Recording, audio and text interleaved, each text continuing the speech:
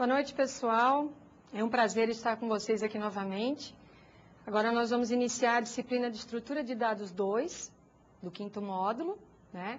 E comigo, para dar também apoio a vocês, está o professor Alessandro. Vamos cumprimentá-lo? Olá, professor Alessandro. Boa noite, pessoal. Tudo bem? É um prazer estar novamente aqui com vocês no curso de Tecnologia em Análise e Desenvolvimento de Sistemas, agora na disciplina de Estrutura de Dados 2. Nessa disciplina, a gente vai retomar um pouquinho do que a gente estudou na disciplina do semestre anterior, quando nós estávamos no módulo 3. E alguma daquelas estruturas a gente vai rever agora, só que com algumas diferenças, né? E a gente vai estudar algumas coisinhas novas. Então, na verdade, a gente vai retomar um pouco daquele assunto, só que agora com enfoque voltado para Java. Então, o paradigma de programação muda, a linguagem mudou também, ok? Então, a gente vai dar continuidade à nossa aula com a professora Fernanda. Pois bem, como o professor Alessandro comentou, a gente vai rever pilha, lista e fila, árvore binária e aprender uma novidade que é a estrutura de dados chamado grafos, ok? Essas implementações que nós fizemos anteriormente vão servir de base para o novo estilo de programação, que é a programação orientada a objeto. Então, nessa disciplina, nós vamos juntar dois conhecimentos de vocês. O conhecimento de estrutura de dados e o conhecimento de programação, ok? Bom, vamos dar só rapidinho uma olhadinha no que nós vamos, no nosso conteúdo dessa disciplina. Sigam o slide.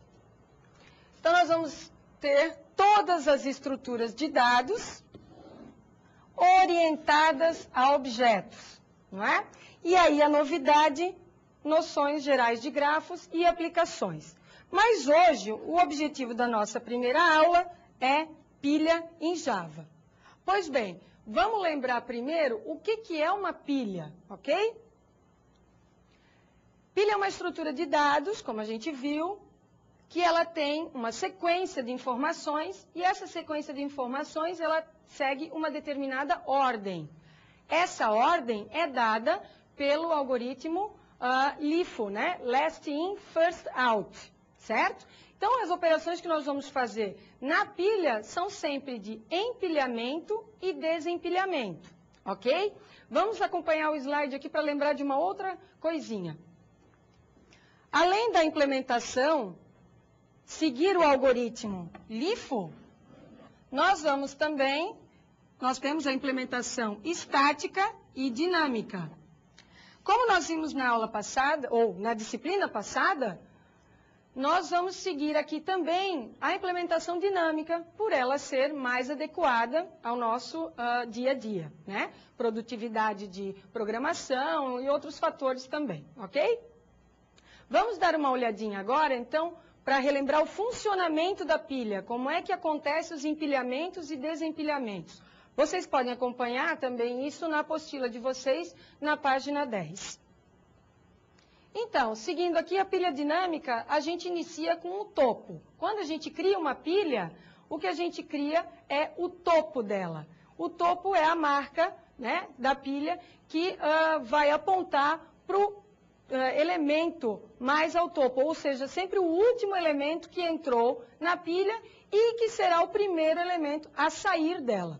Ok? Vamos acompanhar aqui o exemplo, então, para saber bem como é que ela funciona, para relembrar isso.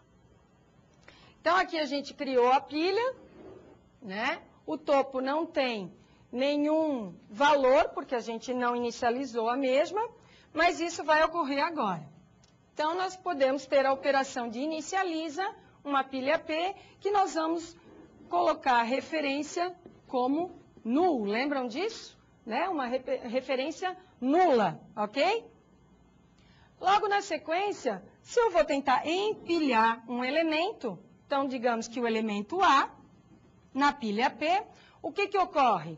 Esse empilhamento, nós vamos gerar um novo nodo, esse nodo tem uma referência, o endereço 1234, o topo da minha pilha vai ter que apontar para essa referência, para esse nodo, né? E depois, então, o nodo em si, que é o último da fila, o primeiro e único, né, da pilha, ele que vai ter o seu campo próximo, lembram disso, né? A gente tem um campo dado e um campo próximo, ele vai ter o seu campo próximo nulo, né? Porque depois dele não vem ninguém. Bom, empilhamento, como é que a gente vai empilhar um próximo elemento? Vamos empilhar acima do elemento existente. Então, esse aqui, o A, a gente tinha na pilha. E agora nós vamos empilhar o B. Empilhar é colocar em cima, né?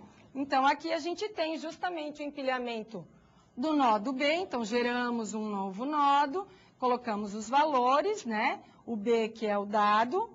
Esse nodo novo vai apontar o anterior, que estava no topo. Então, vejam que o 1, 2, 3, 4, que estava aqui no topo, foi transferido para o prox do nodo novo, né?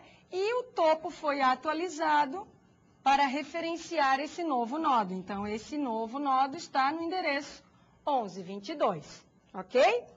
Dando sequência, vamos empilhar novamente um outro elemento, o item, né, o dado C.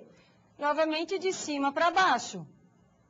O valor que estava no topo vai para o campo prox do novo nodo, que por sua vez então acessa, né, o último que estava no topo, que era o B, e o novo topo então acessando aqui o novo nodo, certo? Então aqui a gente teve 3 empilhamentos. Se a gente for desempilhar agora, o que ocorre? Pelo algoritmo LIFO, novamente a gente começa de cima para baixo. O último que sai o último que entra é o primeiro a sair. Então, o primeiro a sair vai ser o C, certo? O que nós temos que fazer? Nós temos que fazer com que o ponteiro acesse o segundo elemento. Como isso? Simplesmente copiando o valor que está aqui no campo prox do nodo que vai ser retirado, colocando esse valor aqui em cima, que é o que ocorre. 1122 é o novo topo, consequentemente acessa o item B, e o C, desta forma, foi desempilhado. Lembrem que eu não preciso indicar quem vai ser desempilhado, porque o desempilha ocorre sempre sobre o elemento que está no topo. Aqui um novo desempilhamento. Agora, então, nós tiramos o B, ok? Mesmo processo. Agora, nós tiramos novamente um novo desempilhamento, tiramos o A, e com isso chegamos numa situação onde o topo da pilha está nulo, certo? E, nesse caso, a gente chega numa situação onde a pilha está vazia, pronta para ter novos empilhamentos. Então, esse é o funcionamento da pilha, né? Você já viu no módulo passado, mas só para a gente dar uma relembrada. Bom, a nossa modelagem agora é uma modelagem orientada a objeto. Então, nós vamos pegar o tipo abstrato de dado que vocês viram no módulo passado, em estrutura de dados, e transformá-lo para a linguagem, né, orientada a objeto, para a modelagem orientada a objeto e, consequentemente, implementá-lo em Java. Como é que fica isso? Bom, vocês podem acompanhar, a modelagem também está na apostila de vocês, logo ao lado do desenho do funcionamento da pilha. Vamos analisar, então, essa modelagem. Bom, vocês verificaram aqui que nós temos 2 elementos. O elemento pilha e o elemento item pilha. O elemento pilha é a pilha propriamente dita. Ela vai ter um número de elementos e um topo. Esses 2 são os atributos, lembrando programação orientada a objeto, professor Giliardi, ok? E esses outros aqui são os métodos, né? Ok? Então, vejam aqui 2 elementos, 2 atributos, um inteiro, e o outro elemento, que é o topo, ele é do tipo item pilha, ok? Consequentemente, referencia um objeto dessa outra classe aqui, certo? Enquanto que o item pilha também tem, efetivamente, 2 atributos, o dado e o prox, que vai guardar os elementos. Para vocês enxergarem um pouquinho melhor aqui, a nossa pilha, vamos apagar agora, para poder todo mundo enxergar bem, né? Senão não dá. Então, vejam aqui, vocês podem perceber que a pilha é muito parecida com as informações que a gente tinha na fase passada, né? As operações de desempilha, de empilha. Empilha o quê? Um objeto. De pega o número de elementos, de pega o topo, mostra, o construtor da pilha, lembram disso, que é importante pra caramba, e o vazia, para verificar se ela está vazia ou não. Então, aqui a gente vai ter uma resposta verdadeiro ou falso, né? Onde a gente lê object, object é um tipo do Java que pode receber qualquer tipo de valor existente, inteiro, caractere, outro objeto, e isso dá uma amplitude na programação. A gente pode usar essa pilha para qualquer tipo de objeto, ok? Do outro lado, a gente tem, então, o item pilha, né? Uma pilha, ela vai ter vários itens pilha, a não ser que ela esteja vazia. Mas, normalmente, nós vamos ter pelo menos um, né? Esse campo dado, vejam que ele também é um object, ele também pode receber qualquer tipo de valor. E o prox é uma referência ao próximo item da pilha, ou seja, a um outro nodo, como a gente costumava falar. Aqui está a indicação, né, do ponteiro, da referência de um para outro, ok? O que são os métodos do item pilha? Atribui dado, atribui prox. Então, como a gente poderia, um set dado, um set prox, né? O item pilha é o construtor, o retorna dado, que seria um get dado, para pegar o que está guardado nesse campo aqui, e o retorna prox para pegar o endereço do próximo item da pilha, né? Então, essas informações, elas vão ser usadas no processo de empilhamento e desempilhamento, em qualquer aplicação que vocês programem, que utilize, obviamente, a filosofia de pilha, ok? Então, vamos dar sequência analisando a implementação. Então, aqui a gente vai ter as características da implementação orientada a objeto, né? Nós vamos trabalhar com classes e nós vamos trabalhar com a linguagem Java também, que vocês já trabalharam no módulo passado, certo? Vamos então acompanhar, esse código está também na página 11 agora. Vocês vão poder acompanhar e corrigir algumas coisinhas também que é necessário, ok? Sigam comigo no slide. Então aqui a gente vai ter, de acordo com aquela modelagem orientada a objeto, a classe pilha, certo? A primeira coisa que a gente faz dentro dela, isso é uma implementação possível, vocês vão encontrar outras implementações, tá? Então, nesta implementação que foi feita na apostila de vocês, a primeira coisa que a classe pilha define é uma outra classe interna a ela, chamada item da pilha, ok? Que é uma parte, né, onde se guardam os elementos da pilha propriamente dito. Então, aqueles dois atributos, o dado e o prox, como foi definido na modelagem, né? Relembrando que object é um tipo que pode receber qualquer valor, isso nos facilita a implementação. Então, o item da pilha tem isso, o dado, que vai guardar o valor, a letrinha A, por exemplo, e o próximo, que vai apontar, né, vai referenciar o próximo objeto da lista. Não pode faltar, né, o construtor, lembram disso? Então, ele deve ter o mesmo nome que a classe, da onde ele está sendo definido. O construtor do item pilha faz o quê? Simplesmente ele pega e atribui o valor null ao atributo prox. Por quê? Ele considera que quando eu crio um item da pilha, eu não sei se eu vou conectar ele, né, se ele pode ser o primeiro e o último da pilha, enfim, eu boto ele como nulo para depois, então, fazer a conexão com a pilha propriamente dita, ok? Poderíamos também inicializar um dado, mas nessa aplicação não foi feito isso, ok? Isso dependeria da aplicação também para saber que tipo, né, de objeto é isso aí. ok?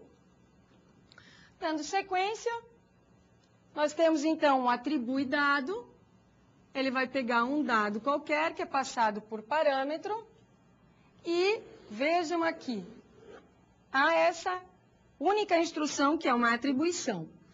Lembram deste ponteirinho aqui, ou desta referência chamada dis? Essa palavra reservada quer dizer o próprio objeto que chamou o método atribui dado, né? Por que a gente tem que usar o dis aqui? E isso é imprescindível, porque nós temos o atributo e o parâmetro da função com nomes iguais. E se eu não tiver o dis aqui, isso vai dar confusão. Então é importante dizer dis.dado. Isso aqui indica que é o atributo, enquanto que somente dado faz referência, então, ao parâmetro do método, ok? Novamente, seguindo essa filosofia, a gente vai ter o método para atribuir o próximo, ou seja, fazer a conexão entre elementos da pilha, não é? Eu vou mandar um item de pilha, que vai ser o próximo, e esse próximo é uma referência, um endereço de memória, ele vai ser colocado como valor do atributo prox, daquele nodo que chamou justamente esse método atribui prox. Então, novamente, são duas atribuições de valores aos atributos do item pilha. O item pilha, aqui nós vamos ter a nossa pilha P, por exemplo, ela vai fazer referência a um objeto que vai ter topo e número de elementos, e esse topo é que vai conectar com um outro elemento, que vai ser, então, o item da pilha. Ok? Depois a gente vai ver um desenhozinho mais interessante. Por fim, do item pilha também o método retorna dado. Então, ele vai e faz o contrário do atribui dado, né? Ele vai e retorna, lembrando a palavrinha reservada return, retorna o que tem o valor, né, do atributo dado, ok? Como ele tem um return, o nosso método também tem um retorno e tem que identificar como object. Vejam que os outros dois anteriores não haveria retorno, não é? Porque a gente está atribuindo valor aos atributos.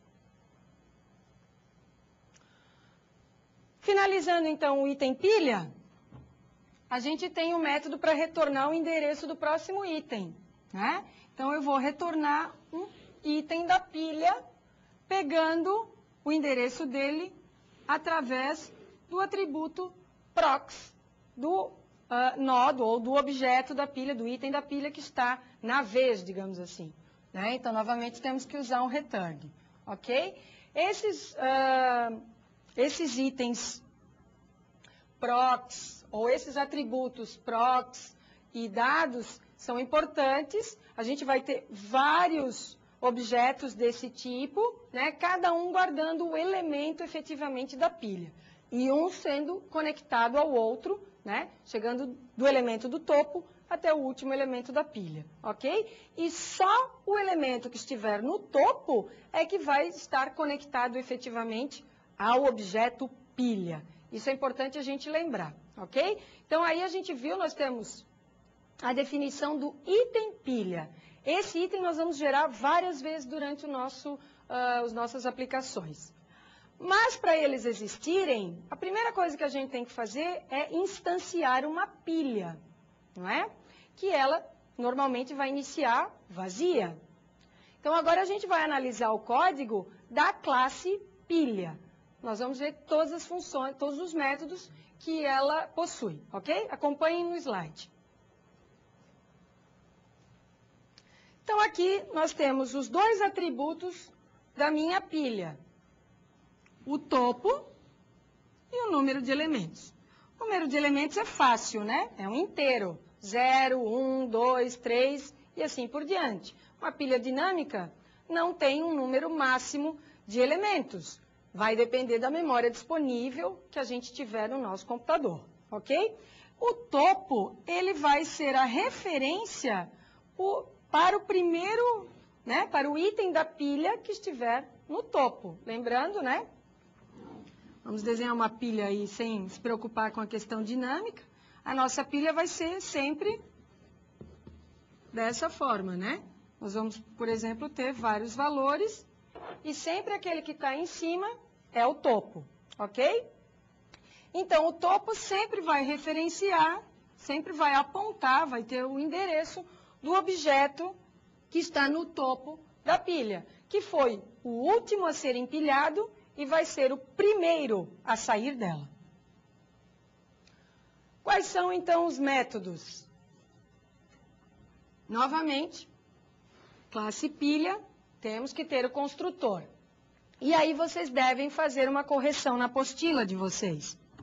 Verifiquem aqui essa segunda instrução do construtor pilha. Diz ponto número elementos igual a 0. Isso aqui vocês devem colocar no seu código aí na apostila, tá? Que está faltando para a gente poder até utilizar no último método que nós vamos apresentar aqui. Outra coisa importante é sempre que eu crio uma pilha, colocar o topo como null. Então, digamos que eu criei uma pilha P e instanciei o objeto da pilha P. Esse objeto eu tenho o atributo topo e o atributo número de elementos. Esse atributo número de elementos vai ser um inteiro qualquer, né? E no caso aqui, a gente tem um inteiro 0, que nós estamos inicializando, e o topo já inicia como nulo, ou seja, eu tenho uma pilha com 0 elementos. Está limpinha, está segura, não apontando para nenhum item diferente. Primeira coisa após a inicialização é empilhar alguém, né? Não adianta tirar ninguém, não adianta mostrar a pilha antes de empilhar ou inserir um novo item na pilha. Então, essa é a função desse método empilha. Ele não tem retorno porque a própria geração do objeto item pilha e a conexão dele com a pilha, com o topo, é o resultado desse método. Eu tenho aqui como parâmetro um determinado dado, que pode ser de qualquer tipo, como eu já falei. Essa primeira instrução, o que eu faço? Eu crio um novo item. Novo item é uma referência. Então, aqui é o novo item. Esse novo item é do tipo item pilha. Então, ele vai apontar para objetos, vai referenciar objetos daquele tipo item pilha. E aqui eu já estou instanciando, né? Lembram do new, gente? O new faz a instanciação de um objeto item pilha. Nessa hora se cria um outro objeto do tipo item pilha, que tem o quê? O atributo dado e o atributo prox. E recorre lá ao construtor do item pilha, que, se eu não me engano, coloca apenas o prox como nulo, não é? E faz a conexão, né, do novo item, ele vai referenciar esse dado. Muito bem. Só que ainda a gente não conectou esse novo item à pilha. Façamos então agora dois outros métodos, duas novas instruções. Novo item ponto atribui dado. Então, eu vou colocar algum dado aqui dentro, né? Porque é o objeto novo item. E também vou atribuir um próximo. O atribui prox, vejam que o dado, né? O parâmetro desse atribui prox é o valor que eu encontro no atributo dis.topo. Esse dis aqui, nesse caso, é o dis da pilha, né? Porque eu estou dentro de um método que se refere à classe pilha. Então, aqui eu vou pegar o que tem nesse topo aqui, que é nulo. Jogo para dentro do prox. Tudo bem, já tinha lá, mas isso é porque é o primeiro elemento. Nos próximos, a gente teria coisas diferentes. E vou atualizar agora o diz topo, para quê? Para fazer a conexão com um novo item. Então, eu vou atribuir uma referência à outra. Como em estrutura de dados a gente tivesse dois ponteiros, né? O ponteiro novo item, o valor dele vai ser colocado no ponteiro topo. Então, a gente agora sim faz a conexão do topo com o novo item. Perfeito. E, novamente, para finalizar o empilhamento, uma outra funçãozinha, uma outra instrução que faltou no código de vocês, diz.número elementos mais mais. Então, eu tinha 0, né, porque eu tinha inicializado com 0, e agora eu vou ter, então, o valor 1 aqui, porque eu acabei de inserir um elemento na pilha, ok?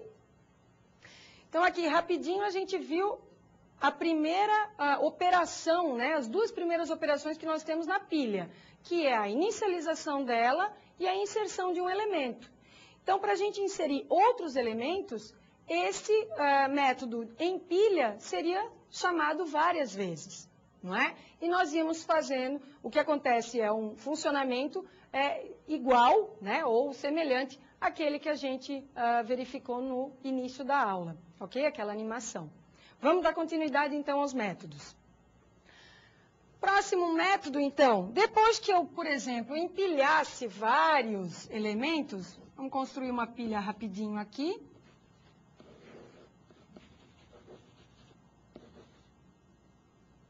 Aqui é número de elementos, opa, vamos.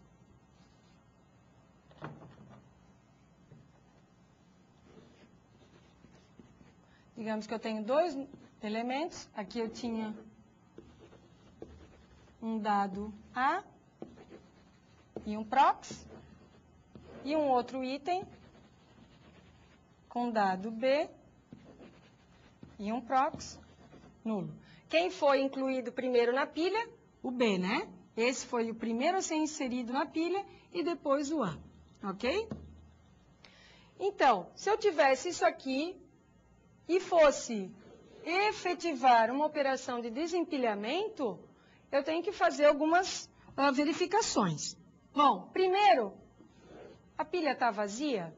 Se ela estiver vazia, não vou fazer nada, não tem quem desempilhar. Mas se ela não está vazia, né? Se não vazia, o não vazia não tem nenhum objeto aqui, mas é óbvio que se trata da pilha, né? Por quê? Novamente, nós estamos dentro do escopo dessa classe, ok? Vocês podem verificar o código do método vazia, logo abaixo aqui. Ele simplesmente verifica se o topo é igual a null. Se for, é porque ela está vazia, então retorna true. Se não, retorna false. No nosso caso, o topo não está vazio, né? Não está nulo. Ele está apontando, ele tem uma referência aqui. Vamos supor, referência 1, 2, 3, 4, que é onde está esse primeiro elemento, ok? Então, ele entra aqui e vai efetivamente desempilhar esse primeiro dado A. Para isso, se cria um novo objeto, digamos assim, uma nova referência, né? O item removido, que é do tipo item pilha. Então, cria-se o item removido. Ele aponta para quem está no topo. Então, ele vem para cá e também aponta, né? Referencia o endereço 1, 2, 3, 4. Muito bem. A partir daí, eu sei que o item lá, o item pilha com o dado A vai ser retirado da pilha. Então, eu posso fazer o quê? A atualização do topo. Eu vou ter um novo topo, que é o elemento seguinte, né? Então, dessa forma, diz.topo vai ter como valor diz.topo.retornaprox. O que é isso?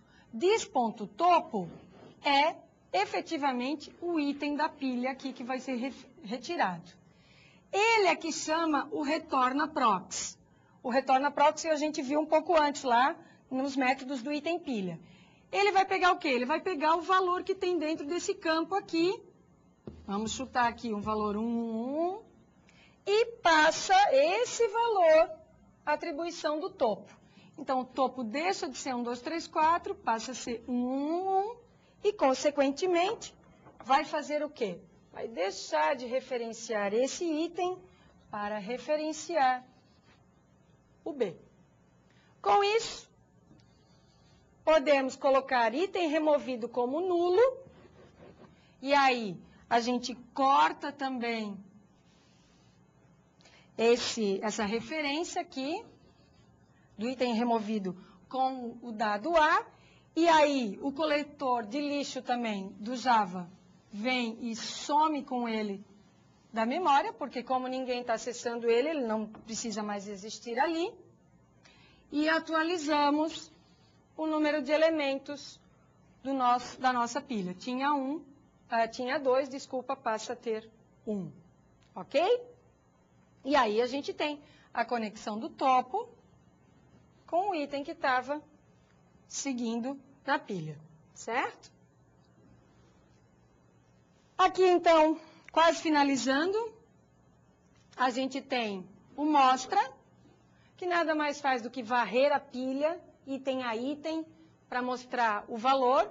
Então, a gente tem uma referência auxiliar aqui, que inicializa apontando para o topo, né? Então, ela pega o primeiro elemento. Enquanto esse endereço, essa referência ao se for diferente de nulo, ou seja, enquanto ele apontar para algum objeto, não é?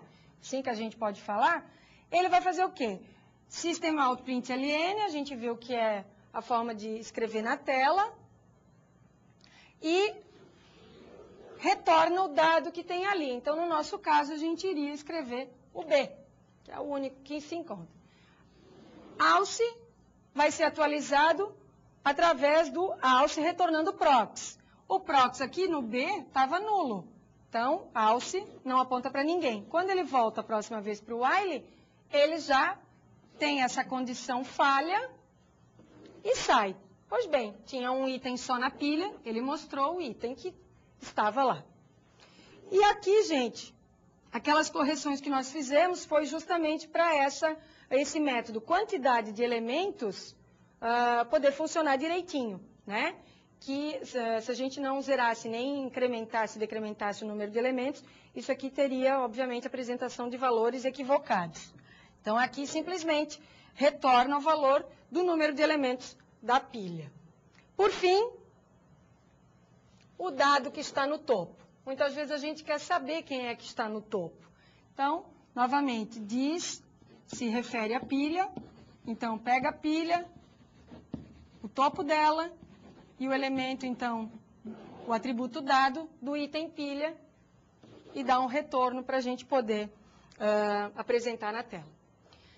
Então, aqui a gente viu a modelagem, a implementação orientada a objeto da classe pilha, não é? A gente vai, depois, eu vou passar a palavra para o professor Alessandro para fazer alguns comentários, e depois a gente vai utilizar essa classe numa das aplicações para a gente fechar bem todo o conhecimento dessa aula. Então, vou passar a palavra ao professor Alessandro para os comentários que ele tem dessa primeira parte. Bom, pessoal, então a gente pode traçar agora um paralelo entre a programação estruturada, que é o que a gente viu no módulo 3, na disciplina de estrutura de dados 1, com a programação orientada a objeto, agora na nova disciplina de estrutura de dados. Duas linguagens completamente diferentes, o Pascal e o Java, ok? Então, o que acontecia? Naquele momento, no semestre passado, nós usamos a filosofia de tipo abstrato de dados. E o tipo abstrato de dados nada mais é do que a base para a programação orientada a objeto. Então, lá nós tínhamos o quê? Operações e relações que manipulavam os dados, né? Então, a gente tinha, na linguagem Pascal, normalmente a ideia de um registro formado a partir de campos, né? Hoje, o que a gente faz? A gente converte aquele registro para uma estrutura de classe. Então, o registro dá origem a uma classe. E os campos daquele registro dão origem aos atributos, ok? Além disso, o quê? As funções e os procedimentos que nós tínhamos lá naquelas nossas units, a gente agora traduz aquilo na forma de métodos. Então, a gente tem os métodos que manipulam os objetos que são instanciados a partir de determinadas classes. Então, a transição ela é muito simples, não tem dificuldade em relação a isso, uma vez que a gente entenda a filosofia, né, de tipo abstrato de dados e a filosofia da programação orientada a objeto. É claro que tem uma diferença fundamental agora aqui, que a nossa pilha não é mais uma pilha de inteiros, como nós tínhamos no módulo anterior. A nossa pilha é uma pilha de objetos. Então, cada elemento da pilha é um objeto. Então, vocês viram ali o tipo object, ok? Ele pode representar um inteiro, pode representar um real, pode representar um carro, enfim, diversos tipos de objetos podem ser colocados nessa pilha, que em princípio é uma pilha genérica, tá? Bom, além disso, o que acontece? A gente não tinha, como a gente teve no semestre passado, aquelas instruções de alocação de memória para representar os nodos da pilha. Né? A gente tem o que, na verdade? Instanciação de objetos da classe item pilha. Então, foi necessário definir uma classe chamada item pilha para armazenar os elementos da própria pilha. Então, uma pilha orientada a objeto de objetos. Então, nós instanciamos objetos dessa pilha e armazenamos esses objetos nesses itens pilha, que também, por sua vez, são objetos. Então, se vocês observarem na especificação da classe item pilha, nós temos um atributo prox, que é do tipo item pilha. Então, nós vemos ali o quê? Uma definição recursiva da classe item pilha. Por que isso? Porque na hora que nós formos instanciar um objeto da classe item pilha, nós precisamos ligá-lo com o seu antecessor. Né? Assim funciona uma pilha. O novo é ligado com aquele que antes era o topo, e esse novo passa a ser o topo. Então, numa nova instanciação, o que a gente tem? O campo prox fazendo a ligação com o anterior, um antigo objeto. Então, é um objeto se ligando com outro. Isso por quê? Porque em Java nós não temos referências explícitas a ponteiros. A gente não manipula ponteiros diretamente. Os ponteiros são manipulados de forma indireta através de objetos. Os objetos são, na verdade, referências. E toda referência, no fundo, é um objeto. Ok? Bom, o que mais que a gente pode colocar aí? Uma coisa importante que vocês devem observar é, por exemplo, existem diferenças básicas entre a programação orientada a objeto e a programação estruturada. Lá em Pascal, se vocês perceberam, o que a gente tinha, por exemplo, na implementação da rotina desempilha? A gente indicava qual era a pilha que iria sofrer a ação de desempilhamento. Na programação orientada a objeto, isso não ocorre aqui. Vocês vejam que não existe parâmetro algum no método desempilha. Por quê? Porque sempre um objeto recebendo uma mensagem, a mensagem de desempilhar. Então, objeto recebendo mensagem. O que acontece? Sai do parâmetro, o objeto sai do parâmetro e vem para frente recebendo a mensagem. Então, por isso que é sempre o identificador do objeto, ponto, e o método que está sendo invocado. Então, é assim que funciona.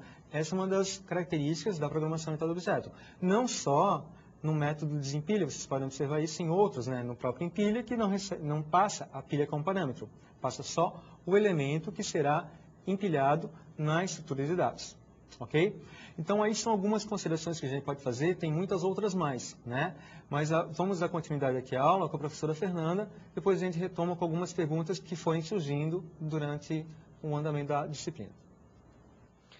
Ok, pessoal, muito pertinente essas observações do professor Alessandro, e vocês também vão conseguir verificar, principalmente esse lance do objeto que sai do parâmetro para acionar o método agora na aplicação. Então, vamos iniciar com a aplicação do estacionamento, ok? A gente tem uma característica do problema que é um estacionamento onde cabem 10 carros. Esses 10 carros, como o estacionamento é um corredor, eles ficam um após o outro, né? Então, o primeiro que chega fica no fundo do estacionamento e quanto mais próximo da rua estão aqueles que chegaram por último. O problema é o seguinte, como é que a gente faz para tirar um carro ali do meio? Obviamente, não dá para sair direto, tem que tirar os carros que estão entre ele e a rua, não é? Entre a saída do estacionamento. Essa configuração é uma configuração de pilha, não é? Nós temos o primeiro carro que chega, vai para o final do estacionamento, o segundo estacionado atrás dele, o terceiro atrás do outro e assim por diante até completar o número de carros que a gente tem ali, que são 10. tá? Então, aqui essa aplicação, ela usa o quê? Ela usa duas pilhas. Uma pilha que vocês verificam como denominada garagem e outra pilha denominada como rua, ok? Vamos acompanhar um pouquinho aqui no slide para saber como é que isso funcionaria em termos de entrada e saída de carros. Bom, então vocês têm aqui, né, dada uma entrada no sistema dessa forma, então, entra um carro, entra outro, entra o terceiro, entra o quarto, né? Sempre existindo vaga, então eles vão sendo colocados um atrás do outro. E quando se encontra nessa situação de sai um veículo, essa saída deve ser monitorada, né? Deve então se desempilhar. Vejam que o 2212 ele foi o segundo carro, então para ele sair, esses dois aqui estão atrapalhando, eles estão bloqueando, eles têm que ser colocados para fora do estacionamento, então eles vêm para a rua, não é? Para então o 2212 sair. E quando esse carro sai efetivamente do estacionamento, deve-se controlar também quantas manobras foram feitas com ele durante esse tempo que ele estava no estacionamento, ok? Muito bem. Quero que vocês corrijam também aqui na página dessa aplicação, na figurinha, esse item aqui, ó, o carro 3313, ele não tem duas manobras, ele tem apenas uma. Se vocês implementarem a aplicação no BlueJ, por exemplo, ou em qualquer outro ambiente Java, vocês vão verificar que, dada a sequência anterior, ele sairia apenas com uma manobra, tá? E outra coisa importante, troquem FIFO para LIFO na página 16, tá? No meio do texto. Isso é um pequeno equívoco. Muito bem. Antes de entrar, teoricamente, na implementação da garagem ou da aplicação, a gente tem uma outra classe envolvida no processo, que é a classe carro. Por que isso? Porque para os carros que estão no estacionamento, nós temos que controlar a placa e o número de manobras. São duas informações. Lá o dado poderia caber, se fosse um inteiro só, né? Ou teríamos que duplicar o campo dado. Para não fazer isso, o campo dado do nosso item pilha vai referenciar um objeto do tipo carro. Então, como o professor Alessandro falou, uma referência de objeto a outra, tá? Então, vamos dar uma olhada aqui na classe carro, como é que ela está configurada. Então, o carro ele tem dois atributos, placa e número de manobras, que são as informações que eu preciso guardar. Logo em seguida, vem o construtor. O construtor do carro tem um parâmetro que é o novo número da placa, né?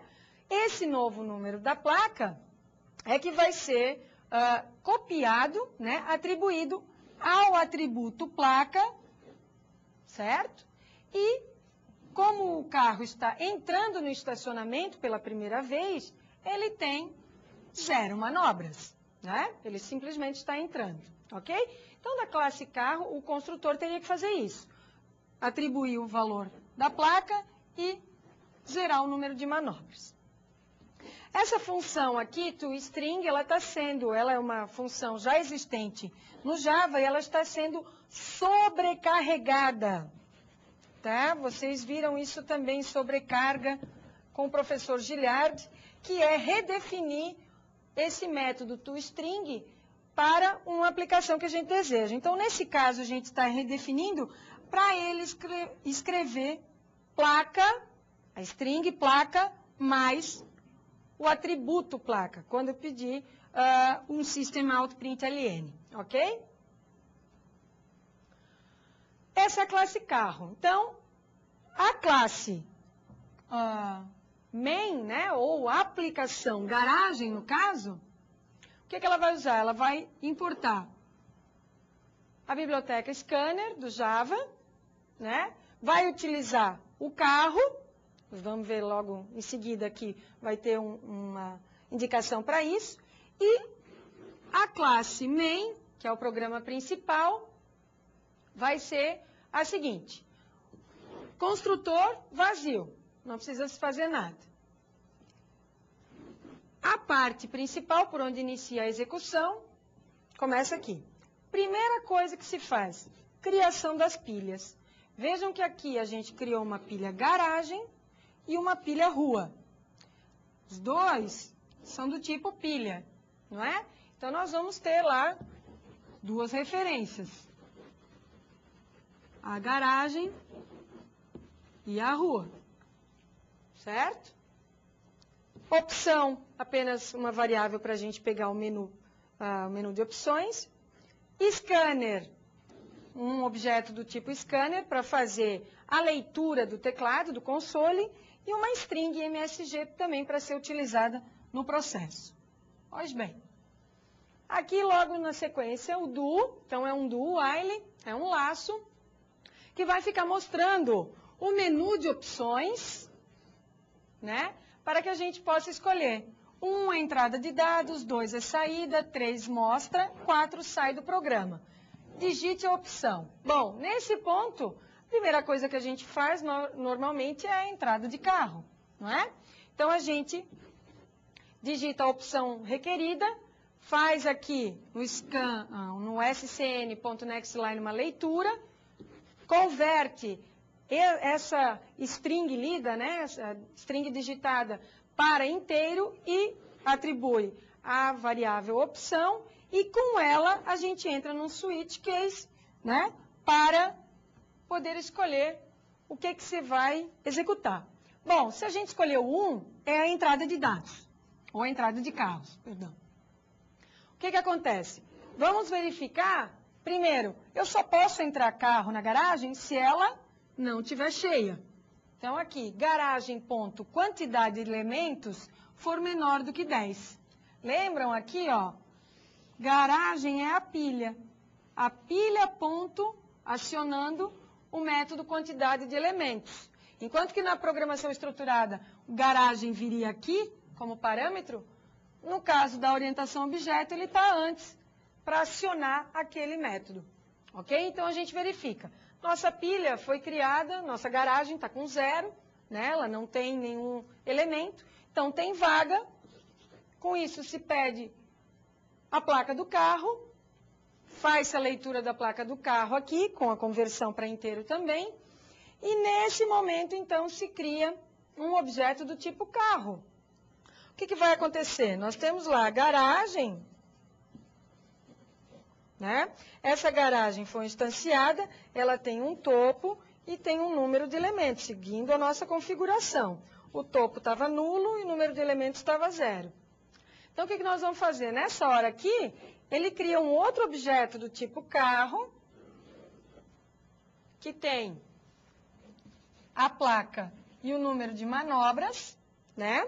Coloca aqui o número da placa, joga o número de manobras como 0 e faz o que logo na sequência? Faz o empilhamento desse novo carro, né? Novo carro é a referência que a gente tem para esse objeto criado. Então, esse novo carro que a gente vai fazer o empilhamento.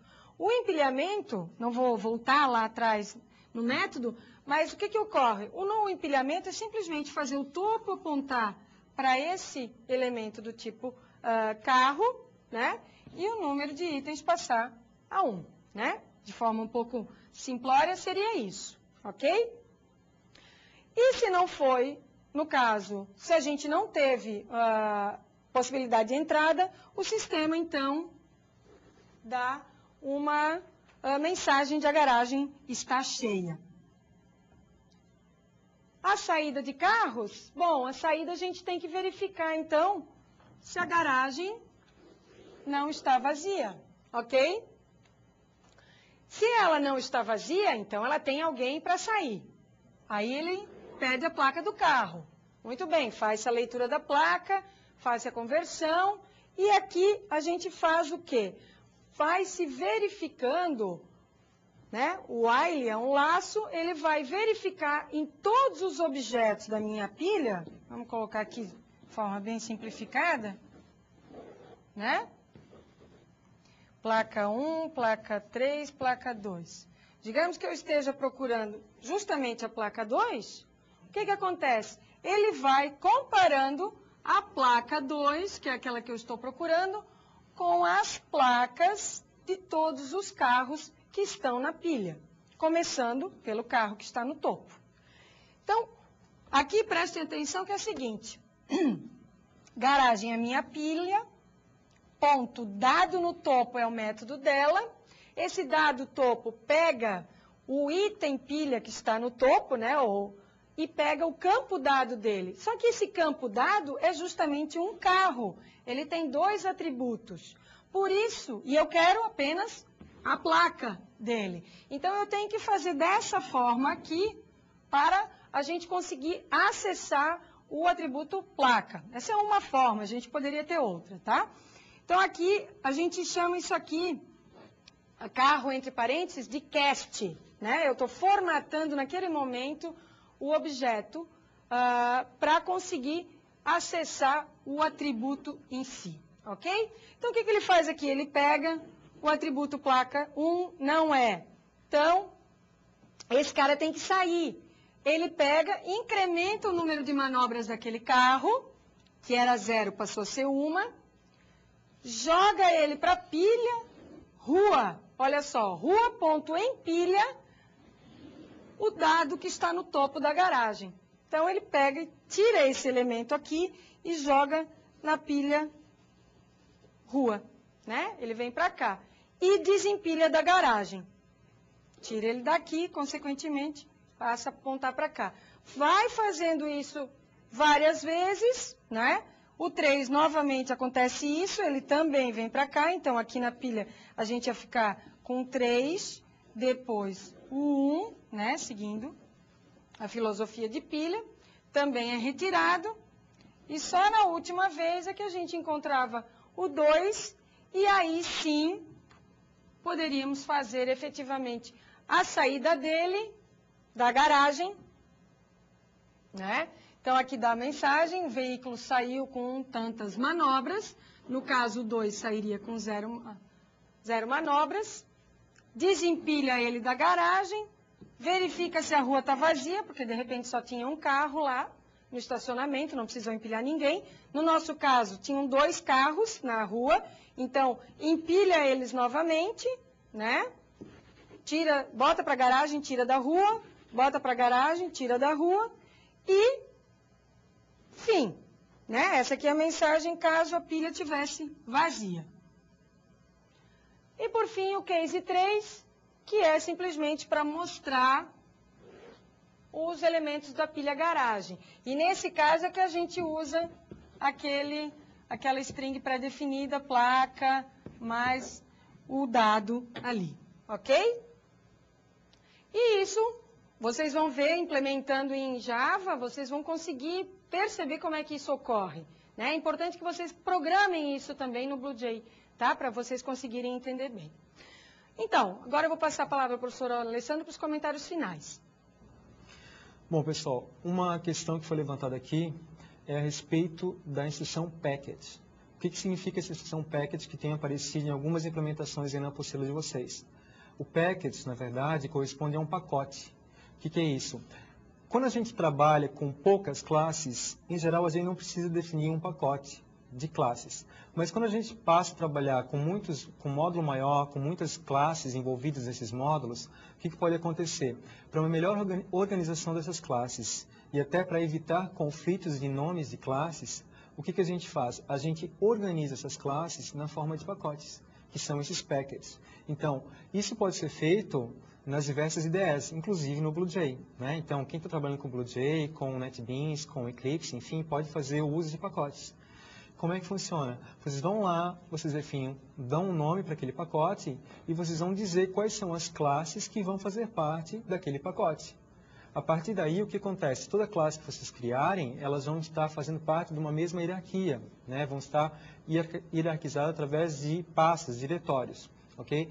E então, isso vai dar o quê? Uma melhor organização dessas classes e vai evitar aí certos conflitos em relação ao próprio nome que a gente está usando, porque se a gente não fizer esse tipo de organização, a gente não pode ter duas classes com o mesmo nome, né? Numa mesma pasta, no mesmo diretório. Então, isso aí evita esse tipo de confusão.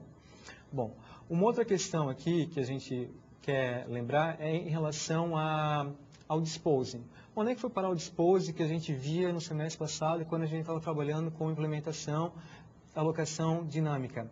A gente não tinha, a gente tinha, na verdade, esse disposing em Pascal. Agora aqui a gente não tem o disposing.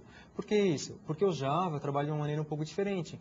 Em Pascal, sempre era necessário fazer o quê? A alocação explícita de memória e a liberação explícita da memória, usada em tempo de execução. Então, a gente tinha instrução dispose. Não precisa mais da área de memória alocada, dá um dispose, né? Para evitar que aquilo fique acumulando e eu perca aquela memória. O Java funciona de uma maneira diferente. Existe um coletor de lixo. Então, quando uma área de memória não é mais acessada por nenhum tipo de... não tem mais nenhuma referência para ela, o que acontece? O Java vai identificar aquilo e vai tratar aquilo como lixo. Então, vai vir aquele coletor de lixo e vai liberar aquela área para que fique novamente uma área de memória disponível para um posterior uso. Tá? Uma outra coisa que eu quero levantar aqui com vocês em relação à implementação da classe carro é em relação aos atributos que foram ali colocados, número, manobras e placa. Nessa implementação, eles foram tratados como atributos públicos. É uma possibilidade, mas, em geral, os atributos devem ser tratados como privados. Tá? Então, sinalizo isso para vocês, melhor seria se eles tivessem sido colocados como privados e nós tivéssemos implementado na própria classe métodos que fizessem a manipulação desses atributos, como sets e gets, e evitaríamos então que eles fossem manipulados diretamente na aplicação, lá no main do garage, como eles foram feitos. Okay? Mas essa é uma consideração que a gente pode vir trabalhar um pouquinho mais nas próximas aulas. Ok? Então, me despeço agora aqui e passo a palavra para a professora Fernanda para ela dar os últimos recados e finalizar a aula. Até a semana que vem. Então, pessoal, é isso. A nossa primeira aula de estrutura de dados orientada a objeto foi essa.